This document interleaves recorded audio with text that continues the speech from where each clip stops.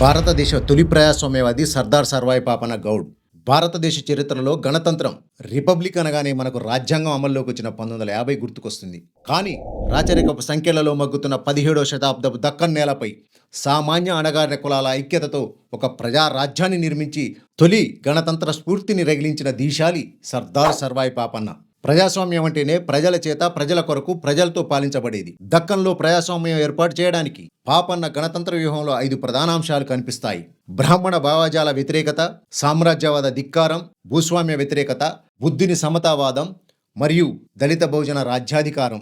సర్వాయి పాపన్నలో అత్యంత ఆధునికమైన ఆలోచనలు ఉండేవి.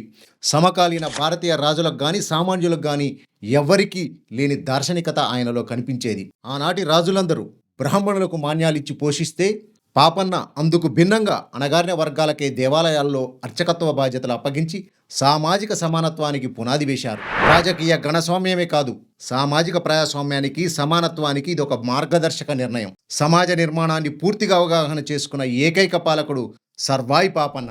ఆయన తన సైన్యంలో మాదిగ, మాల, చాకలి, కుమ్మరి, మంగలి, ముత్రాసి, దూదేకుల వంటి అణగారిన బహుజన కులాలకు భాగస్వామ్యం కల్పించారు. సాకలి సర్వన్న, మంగలి మాసన్న, కుమ్మరి గోవిందు, జక్కుల పెరుమాళ్ళు, షేక్ పీర్ సాహెబ్ లాంటి వాళ్లకు ఎంతో మందికి పాలనలో భాగస్వామ్యం కల్పించారు. ఇది ఉద్యోగ స్వామ్యం కాదు, పాలనా భాగస్వామ్యం అని నిరూపించారు. ఇది చారిత్రాత్మక నిర్ణయం. ప్రపంచ చరిత్రలో ఎక్కడా ఇలాంటిది లేదు. ప్రజలందరికీ పాలనలో సమాన హక్కును కల్పించాడు. ఆ తర్వాత భారతదేశానికి వచ్చిన బ్రిటిష్ ఉద్యోగస్వామ్య విధానం దేశాన్ని మతం, కులం, ప్రాంతం, లింగ వివక్ష పేర ప్రజలను విడగొట్టి అభివృద్ధి చెందనీయకుండా చేసింది. అంతకు ముందే పాలకుడుగా ఉన్న సర్వాయి పాపన్న చాకలి సర్వన్నను తన ప్రధాన అనుచరుడిగా, ముత్రాసి ఎల్లయ్యను పూజారిగా, మాలకులపు స్త్రీకి సుంకర వృత్తిని ఇవ్వడం ద్వారా నేటి రిజర్వేషన్ల కన్నా ముందే ప్రాతినిధ్య ప్రజాస్వామ్యాన్ని, రిప్రజెంటేటివ్ డెమోక్రసీ ఆయన ఆచరించి చూపారు.